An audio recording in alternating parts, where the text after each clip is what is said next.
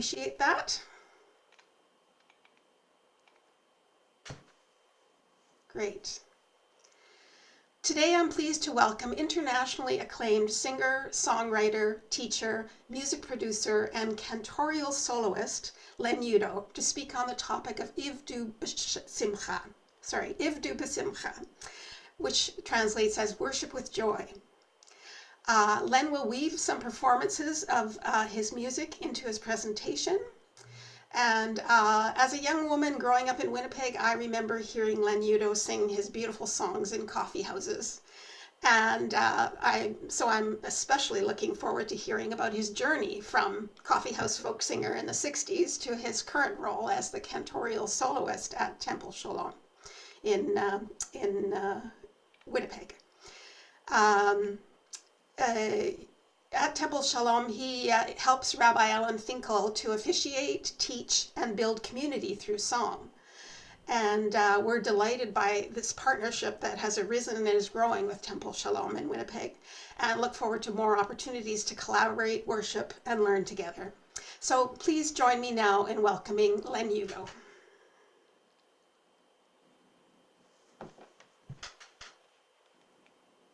Thank you, everyone. Danke. I'd like to say good morning and good afternoon at the same time. I've never shuffled that deck before. I guess there's a lot of firsts. Although I've spoken a little bit about my life, I think every time I approach it, it feels like a first time. And it feels like I'm sort of rediscovering little nooks and crannies of my story and my journey. So I've taken some time to prepare a few notes, and I'm going to speak to you. And I just want to let you know that you're visiting in my dining room. I don't know how it is that I was able to get so many people into my little dining room, but I'm glad you're here. I'm glad you're with me, and I'm quite honored that I could do this and be part of this bridging between our two communities, and whatever communities you're a part of now. I just wanted you to know that in preparation for your coming today, I did what I usually do. I vacuumed, I washed the floor, I did all the dishes. And it's, this COVID sensibility is so interesting because I studied Torah all year with the rabbi in Jerusalem, and I found myself able to do so many things while studying. What I did find is eventually every one of his talks got very intense toward the end. And I got very much more and more focused toward the end as well.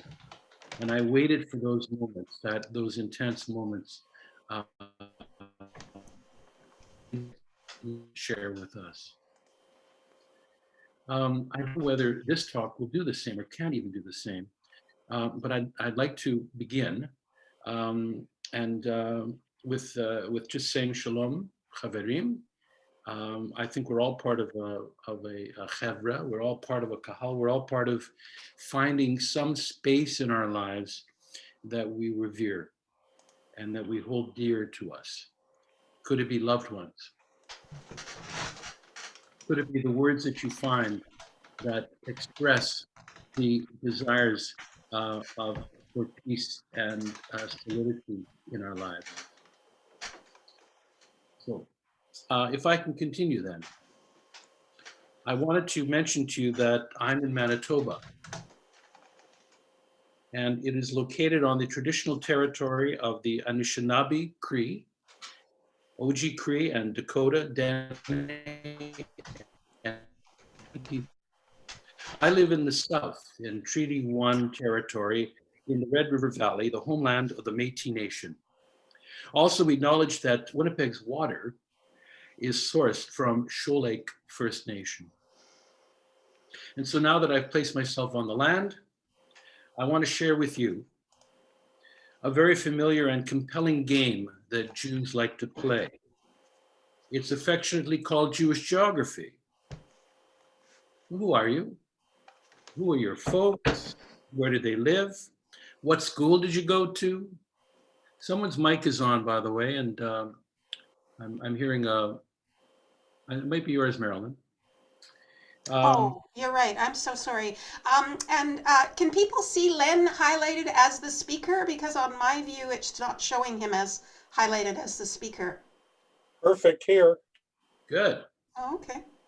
So, with that said, so who are your folks? And where did they live? And what school did you go to, by the way? And do you have a cousin? I know there's a cousin in Toronto. You might know him or her. So that's how it all begins. And I remember my grandparents, I remember my parents playing this game. So I thought I would just mention that to you, because if we were to meet in your communities, if I were coming there to do a little kumsitz, we might enjoy that essential part of schmoozing. And you might say, can you tell us who you are? And I would start with, my name is Len, and I have been known as Lenny to my friends. My middle name is after my Uncle Abe, who died suddenly the year I was born. My surname is Udow, which in the old country, Belarus, where the family is known to have originated, it was Udovich. I was given to understand somewhat recently that Yud in Ukrainian and Russian means Jew, and the suffix ich means son of, the son of a Jew. My Hebrew name is Levi Avram ben Shlomo v'Sarah. I am the son of Saul and Sarah, alav Shalom. And if that is not enough, my Yiddish name is Levik. Now, for our purpose today, I shall begin to tell a very didactic story that I'm hoping might offer some inspiration to you, for you to tell yours. So where to start? Now, this is what came to mind. If you listen carefully, can you hear the voice of a friend? Maybe a friend of your grandparents? I know that I can. And that voice is saying in a greeting, "Nu, was macht der Yid?" What is a Jew making of his life is the question. Not quite the cordial, "How are you?" but asking, "What have you done lately here in this existence on earth?" That question, of course, was turned onto me, as my family, oh, blessed memory, would query, "Levik, ich kann nicht verstehen. I don't understand." Oh, and here it comes. "Nu, spielen de balalaika. Kennst du macht a leben?" Can you make a living playing the balalaika? So can you hear the insinuation? A little bit of dismay, I think, mixed in there. Do you hear the trepidation, maybe, that maybe you're stepping outside the norm? I know I did. Can you make your passage through life even more treacherous, I think they were saying, and narrow as it already is? So like those who came before me, through the years spanning 2 world wars, disease, hatred, madness, poverty, immigration, what in comparison to this would the possibility of my survival or of reaching a favorable destination, or dare one ask, achieve a sense of fulfillment? All that I carried with me, my baggage. So, fellow travelers, these questions made one fully aware early on to recognize those who came before. And they packed in their bags koyach, strength, and readily bestowed kavod, honor and dignity, to those in their close-knit societies. I was born and raised in a close-knit society in Winnipeg's newer North End. And just after the second despicable conflagration, mid-20th century, my maternal grandmothers were Getcha and Stasha, and my paternal grandparents were Sonia and Louis. immigrants who spoke Yiddish, never Russian, read a little Hebrew, and learned a little of all the immigrant languages of their neighbors. My first goal was the I.L. Peretz Shul, where I sang, wrote, read, and spoke Yiddish. In grade 3, I was sent to Talmud Torah Academy, and there we were taught liturgy, prayer, Torah Hebrew, and some of the new Hebrew that was coming from the new state of Israel. So as you may have guessed, a Winnipeg childhood was an assortment of many community events, choirs, youth clubs, USY, B'nai B'rith, Habonim, the YMHA. It was mostly the same throughout the numerous cultural entities of our city and province. You know, once a year we would gather to hear the choirs at music festivals. Have you heard the choirs of the Mennonite community, the Polish, Ukrainian, Russian, the Filipino choirs? Fabulous. Come to Winnipeg, because to this day we have something called the Folklorama Festival. In the summer, we can go to all these folkloramic pavilions and hear the great arts, the cultures celebrated all over the city. Now, I came through my youth singing, of course, and through these community institutions, but also with a mother who passed on her DNA, who possessed and developed an exceptional musical talent and passion for performing and teaching. Sarah Udow, Zichrona Livracha. I was born into music and acculturated not only into a rather cohesive Jewish community, but also into the musical Boroditsky clan. My uncle Dave Boroditsky was a chazan and an artist, a musical artist. My aunt Belver was an opera singer. And of course, as mentioned, my mother Sarah, who was a vocal teacher, a soprano, a performer, a choir master, leading us all in folk song and in sacred music, bel canto, opera, and with an ability to share her gifts and passion for all kinds of music of the day.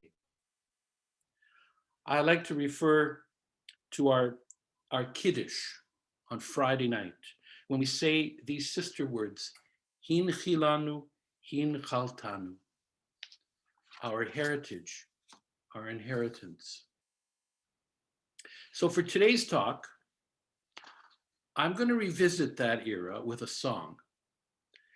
I fashioned this for an occasion some years ago, when Winnipeg decided to celebrate 90 years of Jewish education.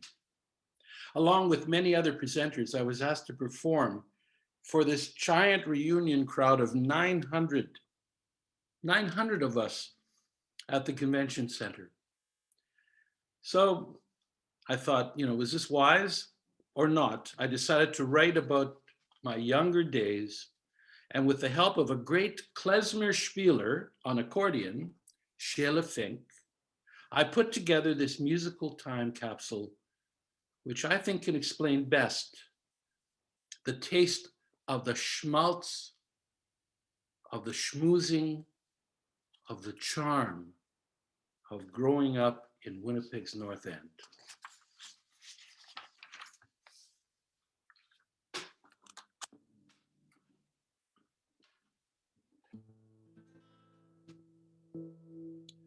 I've asked myself 1,000 times, and maybe you have too,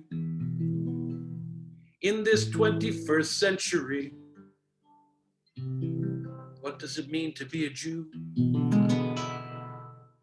Are you flamboyant and gregarious? Or do you keep your soul well hid? Can you honestly say to yourself, it's good to be a Yid? I was born to be a Yid.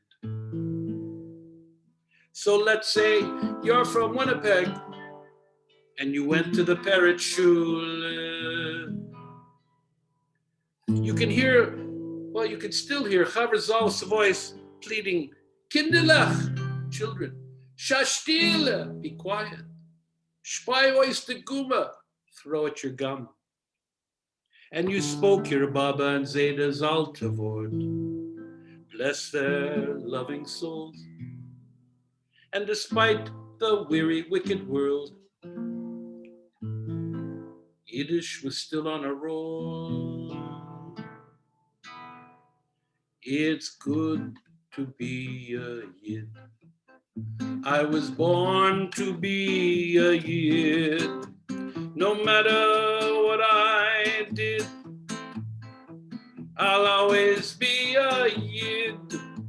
Yeah, yeah, yeah, yeah, yeah, yeah, yeah, yeah, yeah, yeah, yeah, yeah,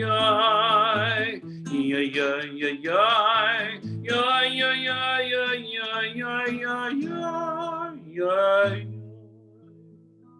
So like my mama and tata, Shalom, who went to after school cheder to learn the stories of Shalom Aleichem, Ayal Peretz, the songs, the dance, the Yiddish theater. Eddie Cantor, Robert Merrill, Norman Middleman, the great Kusavitskis. Or from the shtetl of Propoisk came our own Boroditskis. It's good to be a Yid. I was born to be a Yid. No matter what I did, I'll always be a Yid. Yeah, yeah, yeah, yeah, yeah, yeah, yeah, yeah, yeah, yeah, yeah, yeah, yeah. Yeah, yeah, yeah, yeah. Now you might say that we were fortunate to live after the Depression and war. Oh, and when we lived, it was such a sweet time. There were feasts, bar and bat mitzvahs galore, nothings and torts, and Abby Galpern's cheesecake, herring, bagels and lox, and all the wurst and grieben you could eat. I wish you and your heart lots of luck. It's good to be a Yid. I was born to be a Yid. No matter what I did, I'll always be a Yid.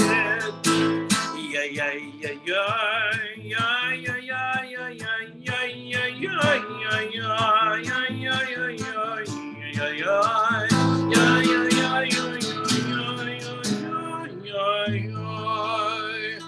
So like you, I've had my share of mazel, free to far and wide. I've wondered at times, where are we all going? And should I let out the Jew inside? Thoroughly modern, like the stealing pride and every bump in the road makes me want to shout out loud, remembering what I was told. It's good to be a Yid, born to be a Yid. No matter what I did, I'll always be a Yid. I'm glad to be a Yid. I was born to be a Yid. I'm proud of what I did. Stolz zu sein, a Yid. Ya la la la, ya la la la la la la la la la, ya la la la, ya la la la la, ya la la la, ya la.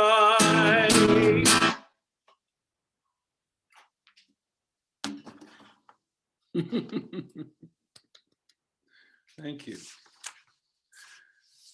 I wish I was with you. I'd love to hear you sing with me. So it's always fun to revisit that. So here is a name from the movies in the 50s that you may recognize. Mario Lanza. Yes? So he was this handsome tenor. He sang opera, and then he was asked, he was asked to talk about his life and how did he perceive his success, on and on. And he said something in a very simple phrase. He just said, and I always remember this. He said that he just followed his voice. Where his talent took him,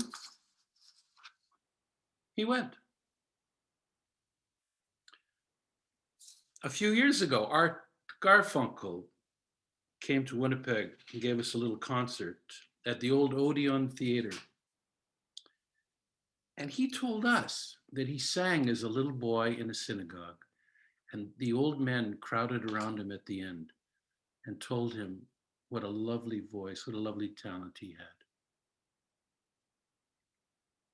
Well, I sort of drew those two together because I think it's important that when you have any kind of talent, I guess, that you have to surrender to it.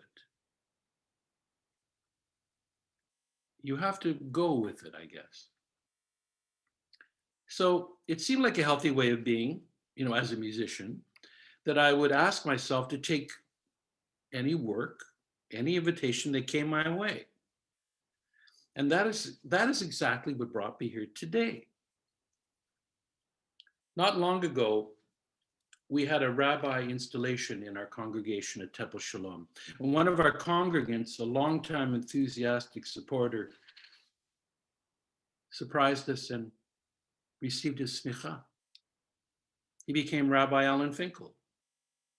Rabbi Alan's fellow graduate and colleague, Rabbi Lynn Greenoff, flew in to join our celebration at a Kabbalat Shabbat service. So I'm going to take this opportunity, Lynn. Rabbi Alan couldn't be with us today, but I'm going to say to you both, a mazel tov to our two congregations and the greater communities in which we live. We have avid teachers and writers with worlds of knowledge and wisdom to impart, with their considerable compassion and strength of wisdom to lead. They share with us their insights from a life fully lived and explored. So through meeting Rabbi Lynn, it appears that it became incumbent on me to help forge even more this union between our communities. And I'm thankful to offer my part in that connection with today's talk. We have much in common, for like you, our lives are bridging from the known to the unknown, from the child to the parent and the grandparent. And surprisingly, bridging from the old to the new. From the wary to the exultant. There is a spirit, a wind, a ruach, bringing renewal and a return to acceptance. And the other word I used was surrender. And inclusiveness, bringing with it an invitation to worship with joy and engage in a lifelong, life-affirming narrative, which is Judaism. So when I first, as an adult, returned and brought my surrender to Judaism, I discovered something. It's a kind of a mystical thing, but it's not too woo-woo, or it's not too woo-woo. There's something called the gematria, and where peoples in the past have taken language and made it into numbers. So the numerical value of the Hebrew letters which constitute the word shirah, song in Hebrew, is equal to the same numerical value of the word tefillah, prayer in Hebrew. It is no wonder then that in Jewish life, prayer is song and song is prayer. Music and prayer are infused as one for the sake of Kedushat Hashem, the sanctification of the name. Jews then are not only the people of the book, but also people of the song. Melody and voice is the soul of language. And so we like to say, to music, to life, l'chaim. So when I began at Temple Shalom, one of my mentors encouraged me to bring a wonderful idea of prayer through song, through melody. And every year, I compose a melody that has no words. It's called a nigun, or when I was a kid, it was called a nigun. And the idea of the nigun is to bring a melody that helps in your meditation to establish a little kavanah, intention, to focus ourselves. So here's this year's nigun. I call it after the number of the year, 5781.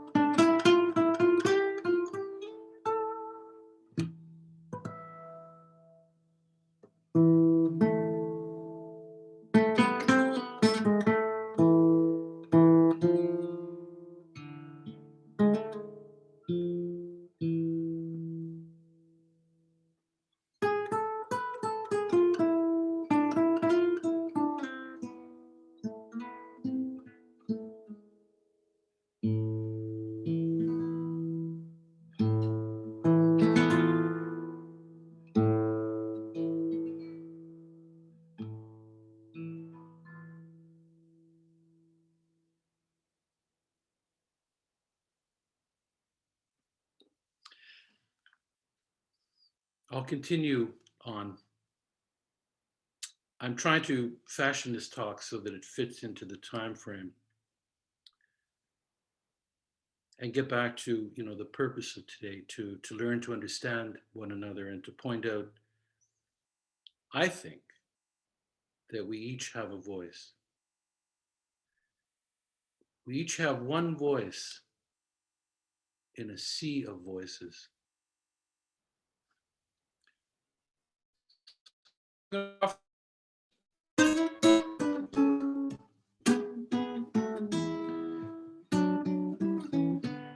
was sent out with your study guide. Hine matov umanaim shevet achim gam yachad. Hine matov umanaim shevet achim gam yachad. How good and pleasant it is when brothers and sisters sing together. How good and pleasant it is when brothers and sisters live in peace together. Sing it with me. Hine matov umanaim shevet achim gam yachad. Hine matov umanaim shevet achim gam yachad. And you can change it to anything. How good and pleasant it is when brothers and sisters pray together.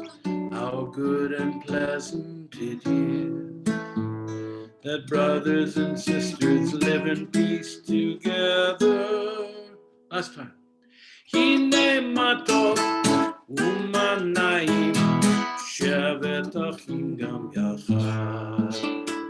And the kids in the school would go, Hine matov umanayim shevet achim gam yachad.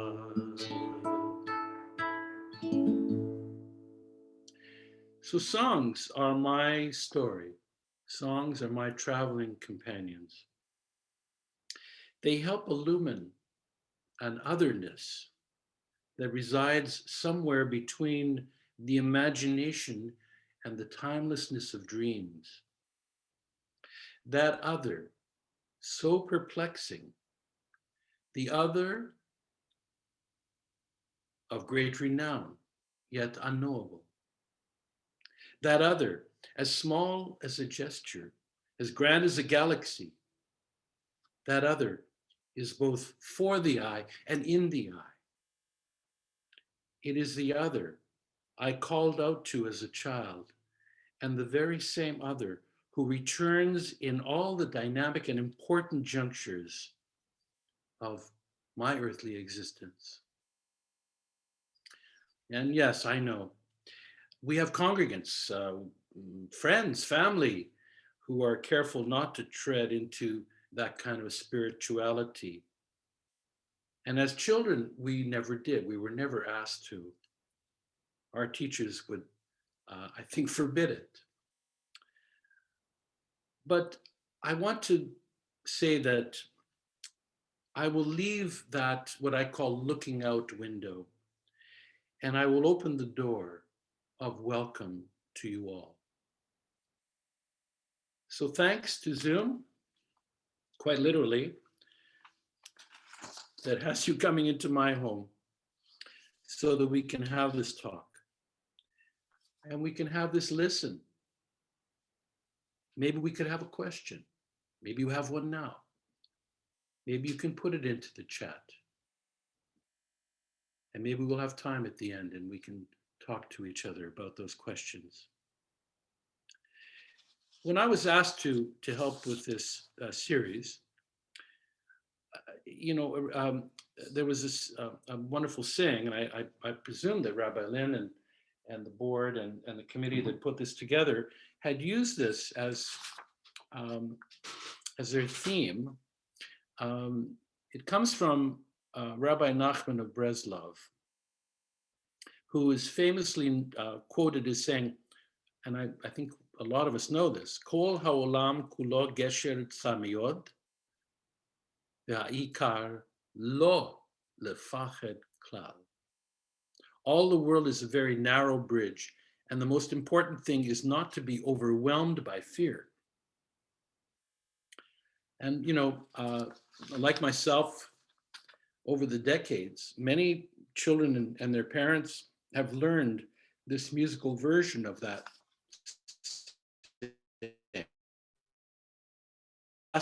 And I discovered recently that it was created by Rabbi Baruch Chait, and it's really beloved in many summer camps and schools. So I thought I would just offer it to you in honor of this speaker series that you have. Kol ha'olam kulo gesher tzar mi'od, gesher tzar mi'od, gesher tzar mi'od. Kol ha'olam kulo gesher tzar mi'od, gesher tzar mi'od.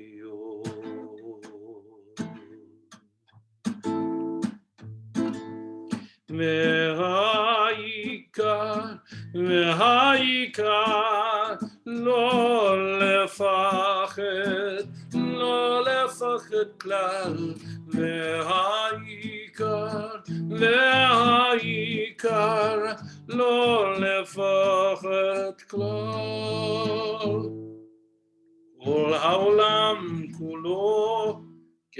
צר מאוד, גשר צר מאוד, גשר צר מאוד.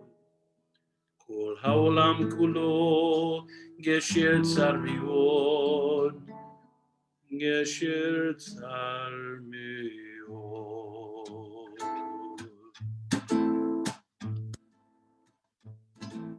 מהעיקר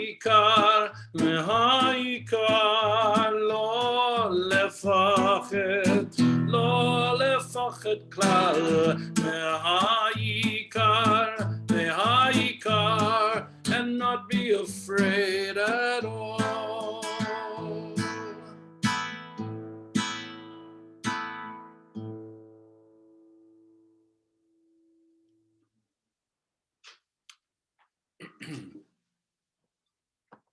I'm so glad to return to that melody and that wonderful saying. It was in the early years when I studied at Jewish school.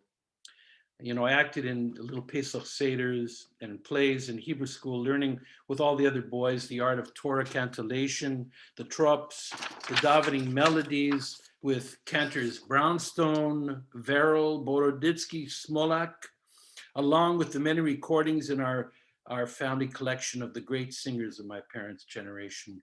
I attended the big conservative shul Rosh Pinah, where my mother led the junior and senior choirs for over 25 years. I attended services at B'nai Avram, where my uncle Cantor, David Borditsky, and his sons, my cousins, regularly sang. I accompanied my Zeta to the old Lubavitch shul on Magnus, where the women and children sat up in a balcony and the men noisily gossiped and davened the morning liturgy below us. I can still hear the shuffling of their feet, the smells of the wool clothing, the leather, the sidurim, and somehow, as memory, all this humanity in such close proximity. See, I lost my place. Oh, there it is. There was no rabbi. There was no cantor. Just, an elected person who had to stand up, poor fellow.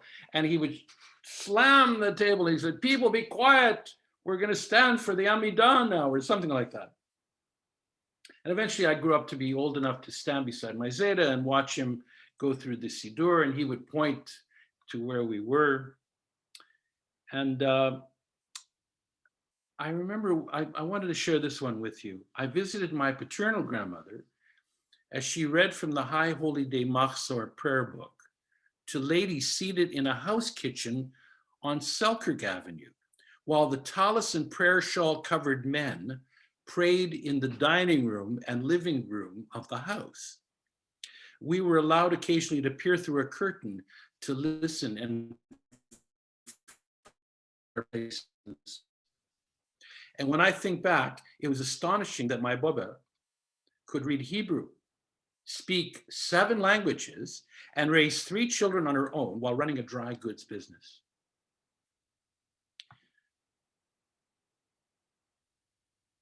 I want to break off here because I wanted to say to you that I don't know why, but somehow my sense is that my soul, my neshama, was very much intact as a young person. Yes, even in those early days, it's that inner voice was present and accounted for. And despite the fullness of these early days, the different synagogues, the talented family, that the combined security of home roots and community, I seemed to have more pressing matters that would take me away. It began one day, much to the amazement of my poor piano teacher. I became a bongo player. I was glued to the AM radio. Inevitably, I started entering into the fun, live events with my drums. I remember accompanying a beat poet. And there was a young lady friend who sang pop tunes. Then I joined 4 guys. We formed a group of singers and we entered a talent contest on local television. I played my first guitar, which had a palm tree and a hula lady and a lagoon painted on the plywood soundbox. There were those pressing matters, though, that kept pushing.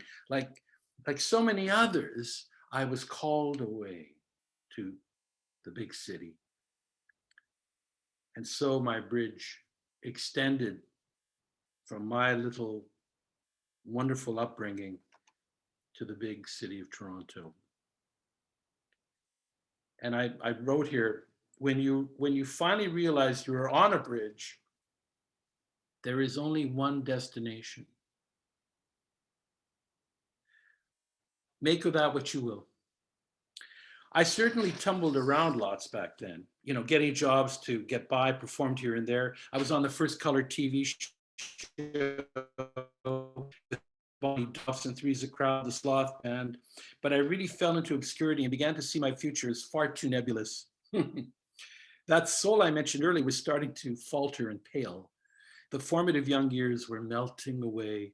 And then with the help and guidance of a close friend and mentor, I slowly began to engage my intellect.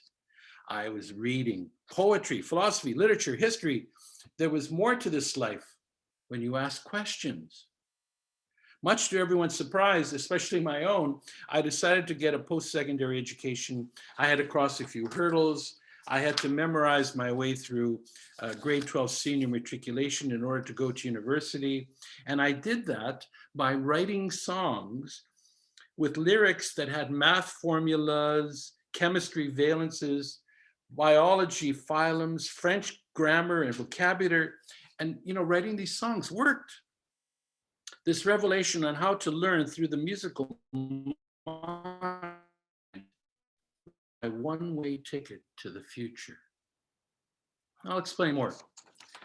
So I went to university, of course, and I studied philosophy and English. Why music?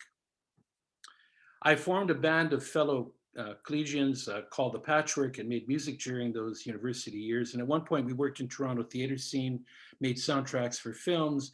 My first album of songs came out in 1976. And with each little step, another milestone, and I pressed on. So one of my favorite sayings, everyone knows this and they've heard it many times, that there are no coincidences. It's just God's way of remaining anonymous. I was given an artist in residence at a teaching school connected to OISE, the Ontario Institute for Studies in Education. And instead of going in and humming and strumming A Froggy Went a Courtin' and He Did Ride, I decided that with the grade 5 and 6 students, we would write songs. We wrote many tunes. We published a book. We illustrated it. We performed. Meanwhile, I continued to write and record several albums, played occasional concerts. I didn't like playing in bars. Thank you very much, but no thank you. And played with a great assortment of Toronto and Winnipeg musicians. Here, my life would change when a program called Artists in School began in Toronto and simultaneously in my hometown of Winnipeg. The promise of working in the school system became a very viable vehicle to employment and also keep me musically active. I remembered that memorizing that I had to do using songwriting. And I thought, why can't I take that to children who are having trouble, fitting in or memorizing things in school as I did? That was the ideal. The ideal was that we were all creative and we just needed an opportunity, an experienced guide to bring our expressions to fruition. So there it was. Work with children, with their teachers, to build a spirit, a song in the classroom. And having a great need to find out more and following in my mother's and brother's footsteps, again, I returned to university and I took a degree in education, something a little bit more practical than philosophy. And there I was to discover more of the goals in working with children to help them on their way. So I'm assuming you might want to be asking, well, how do you walk into a classroom with a bunch of kids and write a song? Well, it's a bit of a trick. There's a lot of charm involved. In other words, you're pulling something out of the air that's not seemingly there, and you're making it as concrete as you can. So there's a whole process, and I would love to talk to you more about it, but I don't have the time really. I'll just say the process starts with a sense of play, and then on to discovery. A word becomes a phrase, a rhythm becomes a melody, a single voice becomes a chorus of voices. An idea so abstract finds a surface to project onto, and agreements are forged with trust and confidence to continue building. And then Emerging ever so slightly is the song itself, playing in the air.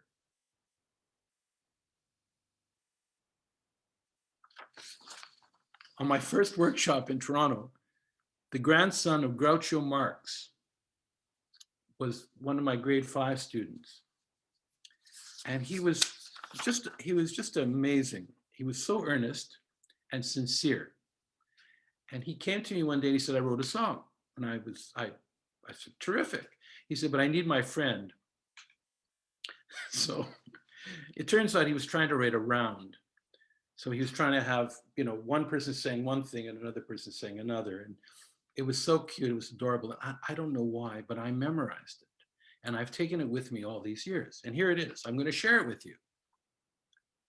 Now, you might want to sing the phrase after me, copying what he was doing for me back in 1976. It's up to you. I'll give you an opportunity.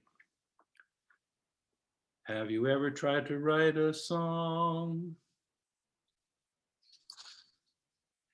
It is not all that easy at all. You just might fall into a heffalump trap. So be sure to do it right. If you're a good composer, you'll sing it.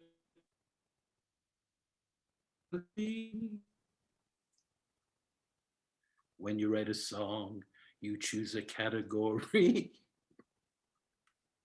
Don't make it too crazy. Make it so you won't let someone down. Ooh. Follow the rules and you might have a good song. Well, I spent 39 years in my writing workshops, all the while teaching guitar in junior high, performing in a vocal quartet, musical directing in a children's TV series. I kept traveling like a man on a mission with this workshop to Quebec, where I was called a social animator, into the US, Western Canada. I even took this workshop to Mexico, to English as an additional language learners. For 23 years, I played in a traveling band all over Canada and the US. Took up the banjo, played piano and guitar, and sang my heart out for all those thousands of family audiences. The 80s and the 90s were creative, hectic, full of challenges. And then the birth of my daughter. The journey was changing. By the year 2000, we were doomed with Y2K. Yes. And I was asked to sing the prayers at the Little Reform Shul here in Winnipeg, Temple Shalom. And so this meant getting off the road, and I could be in one place to help raise my daughter. Of course, I did not know what was in store for me at this point. The bridge at this point continued to span steadily to that unknown future, but there appeared to be signposts of others who had gone this way. My soul was both curious and at peace. And thus the merging and learning began with return to the language of my soul and the wisdom of the sages. Oddly, one of my early readings was Thomas Cahill. He wrote a book called The Gift of the Jews. It's put out by Anchor Books, and it came out in 1998. So in it, he writes, Gentiles can hardly get up in the morning or cross the street without being Jewish. We dream Jewish dreams and hope Jewish hopes. Most of our best words, in fact, new, adventure, surprise, unique individual person, vocation, time, history, future, freedom, progress, spirit, faith, hope, justice, are the gifts of the Jews. Oh, I was quite taken with that. And then in our liturgy, Al Shlosha Devarim Ha'olam Omed, the world depends on 3 things. Oh, what's that? That's simple enough. Torah, Avodah, and Gimilut Chasadim. And I said, oh, Torah, okay. What is Torah if not literacy? The whole of Tanakh, all the writings, is literacy. Literacy is power to inform. It points to science, reason, the intellect, our source of understanding, our living with intentional purpose. Literacy to help fix what is broken. To know one can make an informed choice. And Torah is a unified code of laws and values to aid in examining one's life, to develop a language of introspection. And then that word avodah, which to some people, they think it means prayer. Yes, I've heard it defined as work. I went on to say, well, maybe it's a calling. Maybe avodah is a passion. It's a dedication. And then the last, Gimilut Chasadim. And I wanted to share with you a book that a friend of mine wrote. It's an historical fiction. It's called The Prince of Healing. It just came out, it's new. It's written by Rabbi Larry Englander, who was with the congregation Solel in Mississauga. And he writes about the young Maimonides, Moses ben Maimon, otherwise known as the Rambam, who was a very prolific, influential Torah scholar, but also a philosopher and a physician. He's had many things attributed to him. I like the one that I found recently. Maimonides said, anticipate charity by preventing poverty.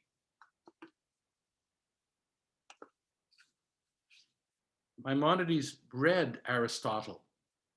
He wanted to know more. He was an intellect. And so he became the physician to Saladin. And Saladin, supposedly in Larry's fictional account, says to Maimonides, he says, does it not give you some comfort to know that someday you will see him again in paradise? And what Saladin was talking about was that Maimonides' brother David had perished at sea. It was a terrible tragedy. And so Maimonides says, yeah, it does. It does give me some solace, but not in the way you might suppose. After his death, I asked myself every day, what is the true nature of my brother? The aspect about him that I will cherish. What was it, his smile that always cheered me up? Was it the boisterous way he bounded up the stairs when returning home? I treasure those memories, but they will die with me. What is the essence of David, his brother, of any of us that will outlive us all? Ooh, what a question. So here is the answer. I have spent a great deal of my life asking this question, and only one answer makes sense to me. What makes us eternal is our knowledge of divine truths. While we live, this knowledge inspires us to care for our fellow mortals. Every ethical deed in this world, every act of kindness, gives us a glimpse into the supernal realm from which these values flow. After we die, if we have learned sufficiently to become a vessel of the divine will, then our soul will abide forever with God, the reservoir of all intellects. This is the companionship that awaits us after a body's death. This, to me, is true immortality.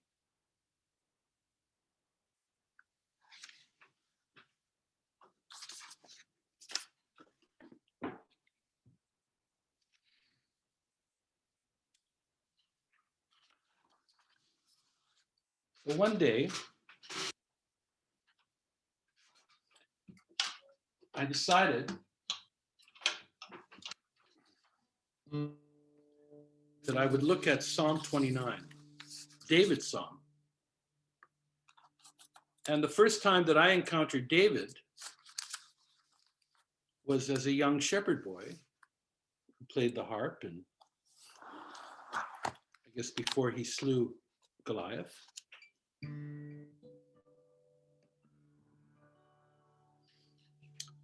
And he's attributed with writing Psalm 29. the one I'm going to share with you, and the one that I put to music. And I sent it to you in the study guide as well.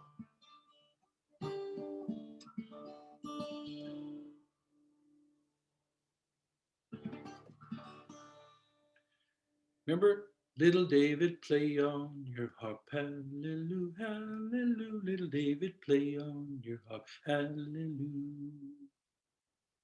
Little David was a shepherd boy. He killed Goliath and shouted for joy. Little David, play on your harp, hallelujah, hallelujah. Little David, play on your harp, hallelujah. So with that in mind, I put this together.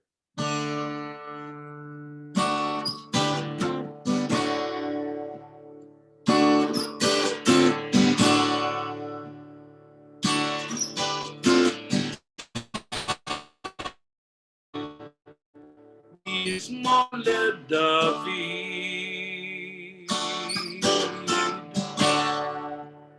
Havul Adonai b'nei Eli, Havul Adonai kevod vaoz, Havul Adonai kevod vaoz, Yishtachavu Adonai behadrat kodesh. Kol Adonai El Hamayim El HaKavod Yarim Adonai El Mayim Rabim. Kol Adonai Ba'akuach, Kol Adonai Shover Harazim, Kol Adonai Shover Harazim, Ishtaber l'Adonai et arzei Alvanon.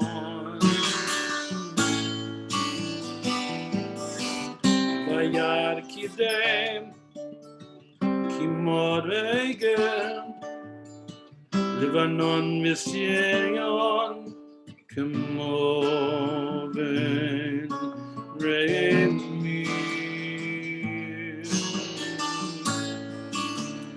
Kol Adonai chotzev, Kol Adonai yochil mibar, yochil Adonai mibar kadesh, Kol Adonai cholel ayanot.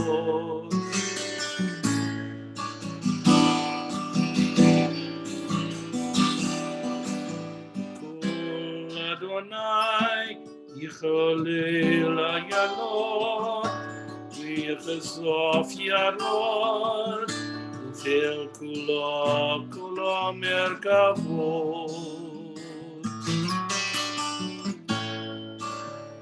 אדוני למבול ישב, וישב אדוני מלך לעולם. אדוני עוז בימו ייתן, אדוני יברך את עמו בשלום. Mizmor LeDavid,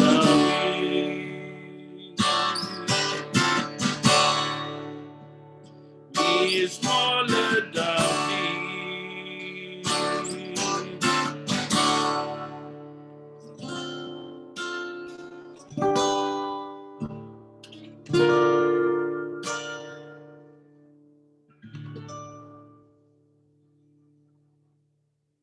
Psalm 29. I'm reading out of my little Siddur. It's very hard for me to read from this distance. So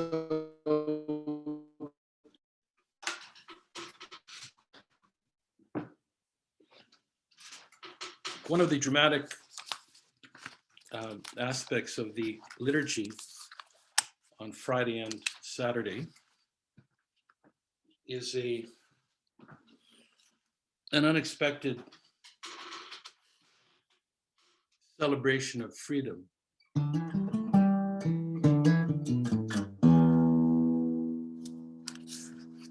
So one day right here in this house, I was thinking, yeah, freedom. The story of Moses and Aaron and Miriam and the children of Israel crossing over through the sea of reeds and coming to the other side. And it occurred to me there were so many musical versions of this. The Micha Mocha is what I'm referring to. It's the next one in your study. That I decided I would place it as in more contemporary way, and I made it almost like a field holler. It just came to me because what's kept alive, I think, this aspect of our liturgy is uh, our our Black brothers and sisters who are who continue the struggle, continue to look for and find their dignity and their freedom as well, even though their slavery supposedly ended so many years ago.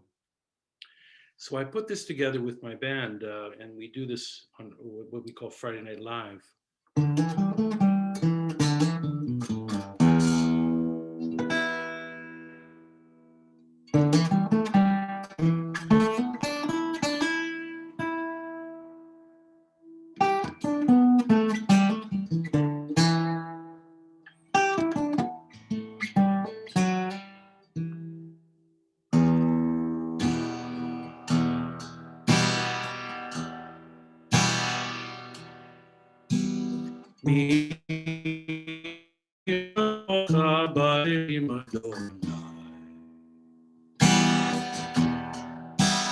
מי כמוך נדבת קודש, לא תהילות אוסיף אלה, לא תהילות אוסיף אלה, מלכותך ראו בניך, בוקע לפני משה ומרים. Seli anu ve'amaru Adonai Eloch le'olam va'ed.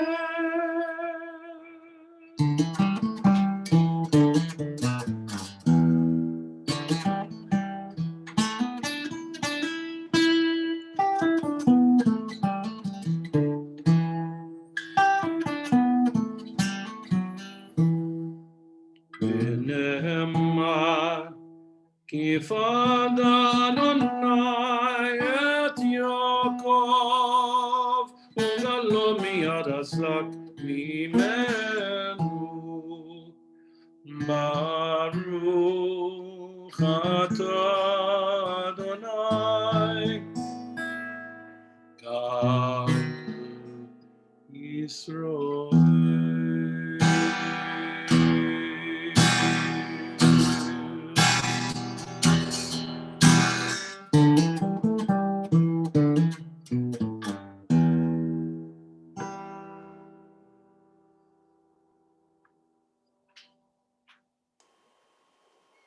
Len, that was beautiful. We are a little bit over time.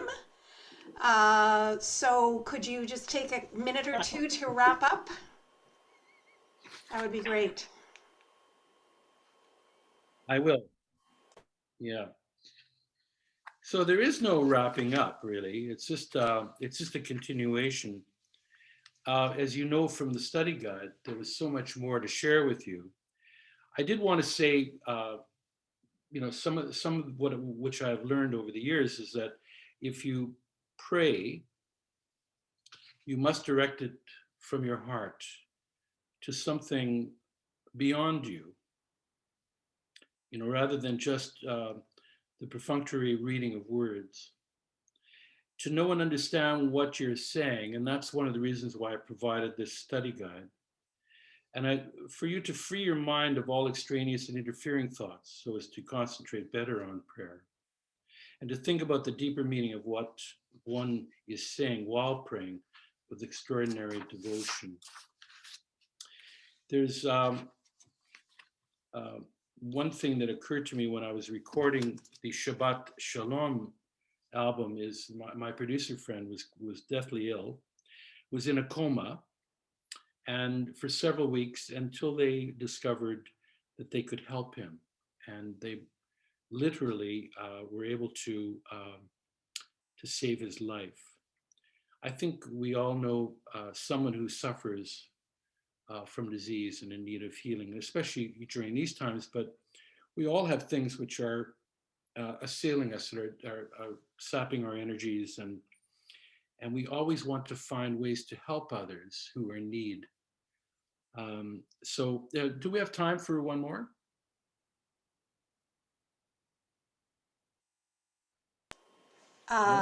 We'll be borrowing from our question and answer time, but you're welcome to play one more. I think everyone looks pretty keen to hear you play one more. Yeah. So what I wanted to say to you is that I found myself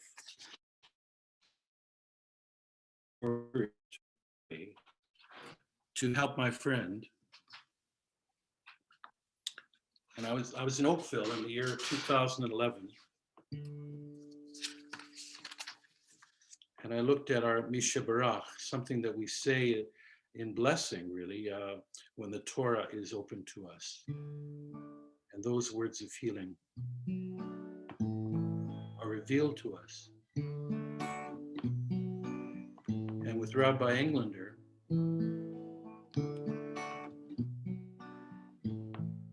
we formed this prayer.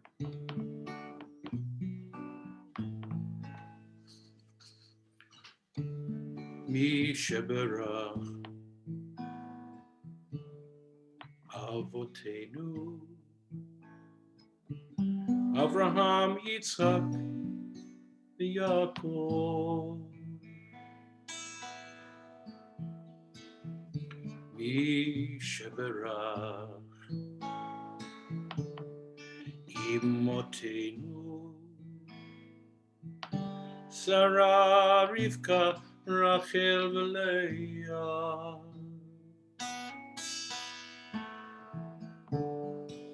Hu yavarech et hacholim.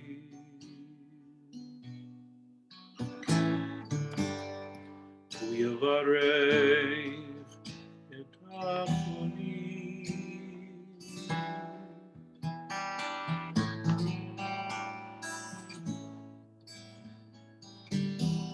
May we ask for compassion, for health to be restored and strength revived. May the Eternal One send complete renewal. Keep the body and spirit alive.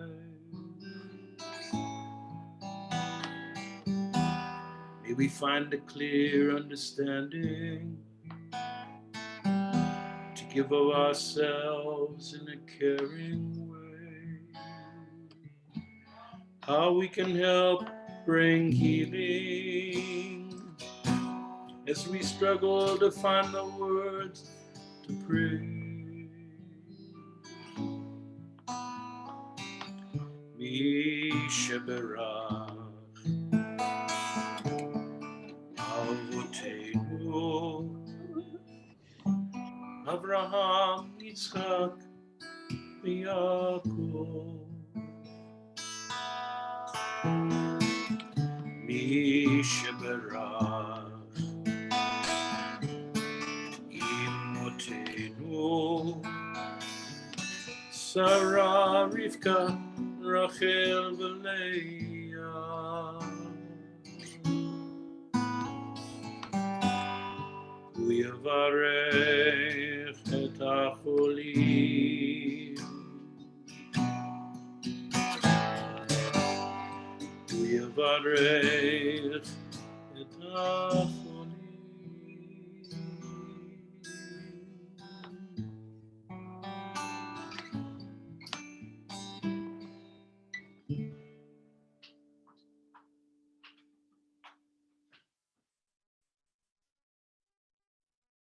Right.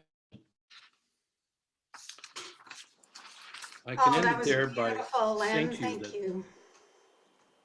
I wanted just to Absolutely say, Marilyn, that we were very lucky to get my friend back, and it wasn't the power of my prayer. I think I needed that. I needed to say that for myself. I'm not claiming that I somehow magically healed my friend. I just wanted to say that when it comes to song, and I wanted to share with you a poem to end with. You are a new song, singing in the river of time, rolling across ancient rock, fallen from a mountain climb, and I would never call you mine.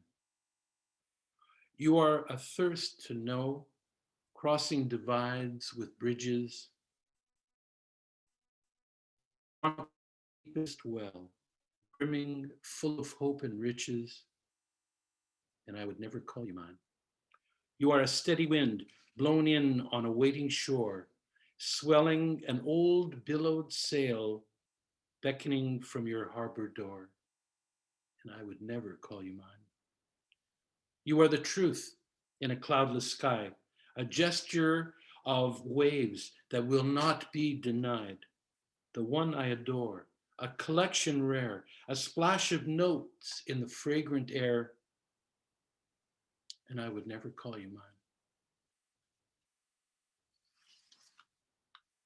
So my thanks to you, Marilyn, to Kolot Mayim, Rabbi Lynn, Marilyn, Sam, Anne, and Liz for supporting our efforts. And in Winnipeg, thanks to our president and slide operator extraordinaire, Judith Hubner, and to our Rabbi Allen for his inspiration, to our Kahal at Temple Shalom, of willing singers and congregants for their participation and the generous sharing of their good souls.